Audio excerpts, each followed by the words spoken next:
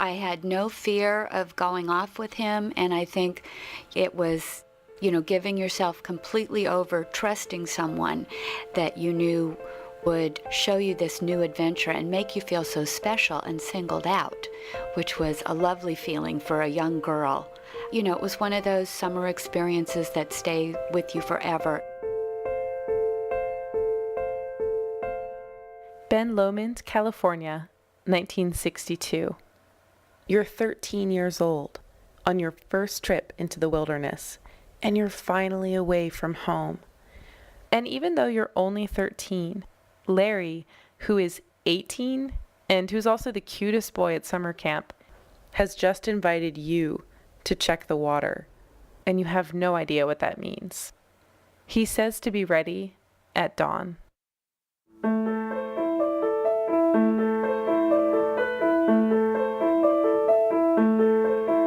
This is Common Tides, and this story, Checking the Water, is by Claudia Sternbach. She writes a newspaper column in Santa Cruz, and she talked about and read her story from her home in Northern California. "Hey," Larry said from outside my window. "Are you awake?" Was I? I don't think I had even closed my eyes. Once Larry had asked me if I wanted to go with him in the morning and check the water in the water tanks. I would have to be quiet and not wake anyone else in my dorm room. All I could do was lie awake and wait until I heard his voice. We'd been sitting around the campfire singing "Kumbaya, My Lord," and after we finished and we were about to return to our cabins and say prayers, Larry stopped me and put his hand on my arm and asked if I wanted to get up early, before the bugle, before the flag raising, before the time when we are supposed to take our Bibles and go find a quiet place to read and meditate, and help him check the water. Larry was 18. He wasn't a counselor, but he did all kinds of interesting things. Sometimes he was a lifeguard at the pool. Sometimes he ran softball games down at the field just past the pool. Larry was the cutest boy at the camp, and he wanted me, to help him check the water. I like this place. Even though you have to read the Bible, I don't really mind. It's a book. And I go and I find myself a shady place to sit and read, and I sniff the air. The smells around here are so different than the smells in Oakland. And the sound is different, kind of echoey. Maybe because of the pool and all of the very tall trees.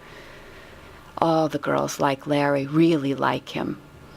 I lie on my towel by the pool and close my eyes and listen to them talk. If you close your eyes, they forget you're there. I can smell the chlorine in the pool and hear kids playing softball, and sometimes I can hear Larry's voice. "Nice hit. No running by the pool." And then the girls really talk about him. "Oh, he's so cute." Or, "I hear he has a girlfriend at home." Or, "Did you see him watching me last night in the talent show?" I don't mind listening to them. I figure if they're all talking about him and they're all trying to figure out who he likes, then that means he hasn't chosen anyone yet, so maybe I could have him. But I was surprised when he asked me to help him with the whole water thing. And all night I kept thinking, maybe he asks other girls to check the water. Maybe every morning there's another girl who goes with Larry to the water tower, except I've never heard him wake anybody up before. All night I have hardly slept, maybe not even a wink, and now Larry's here, right outside my window. I lift up the shade as quietly as I can. His blue eyes are right there. I can't see his mouth, but I know he is smiling by the way his skin crinkles right by his very blue eyes. The sky is still purple. Larry's wearing a white sweatshirt with the name of the camp on it. It almost glows. He puts his fingers to his lips so I won't say anything. I just follow him. When we get a little bit away from the cabin, he reaches back and takes my hand. His hand is rough. It feels like blisters from all the work he does. The pine needles make crunchy noises, and the birds are starting to squawk at the beginnings of the sun. Larry doesn't say anything, so I don't either. We just walk along through the woods to a clearing, and in the clearing is the water tower. There's a ladder attached to the tower. You afraid of high places, Larry asks. No. Well, then climb on up, he says. I'll follow you. The ladder is metal. It has rust on it, but it doesn't wiggle. It feels wet when I put my hands on it. I climb all the way up to the next to the top rung. Larry's right behind me. Are you all right, he wants to know. My heart is pounding in my chest. Larry is right behind me, and his arms are kind of around me. Not in a creepy way, more in a safety way. I've got you, don't worry. Look around, he says. What do you think? I turn part way around and I look back towards the camp. I can see the dining hall. Lights are on inside. I can see one of the cooks go through the doors. I see the flagpole empty and the pool with the cover still on. I can see the softball field, but the bases aren't out yet. And there are no people anywhere. Look up, Larry tells me, so I do. The sky is turning pink and there's a mist floating around the trees. More birds are making noises, but now it sounds like singing. It's like the whole camp belongs to Larry and me and the cook, who I only saw for a second, so he hardly counts. Only Larry and I are seeing this. The pink sky and the misty trees and the covered pool. This quiet while everybody else is sleeping. Okay, down you come, he says. And he climbs down before I do, but watches me the whole way. And I'm wondering if I should marry Larry. We could both work here at this camp for the rest of our lives. We could get up every morning before everybody else and watch the sky turn pink. And while I'm thinking about this, Larry takes a little set of bottles out of his pocket and climbs back up the ladder.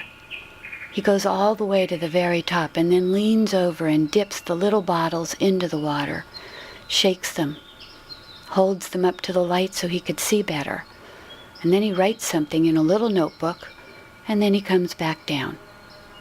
That, I guess, is checking the water. He looks at his watch and tells me we'd better hurry. I'm waiting for him to tell me he loves me and that he wants us to check the water every day for the rest of our lives. And I am waiting to seal the deal with a kiss. But he just takes my hand again and starts to run. Hurry, he whispers. I don't want you to be late. And in no time, we're back at my cabin, and I know everyone will be getting up in about 2 minutes. I stand on the steps and watch as he starts to run down the path towards the dining hall. But then he turns and sees me, and he waves. So I make a vow to love him forever. And later, sitting under a redwood tree and trying to read about Matthew and Mark and Luke and John and begetting and forsaking, all I can think about is Larry.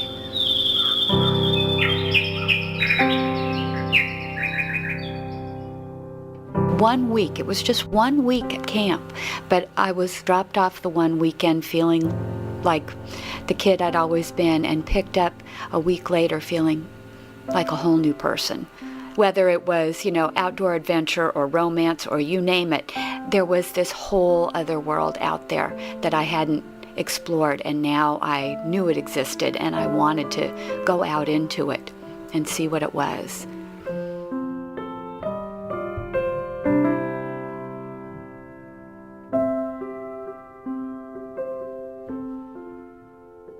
You've been listening to Common Ties.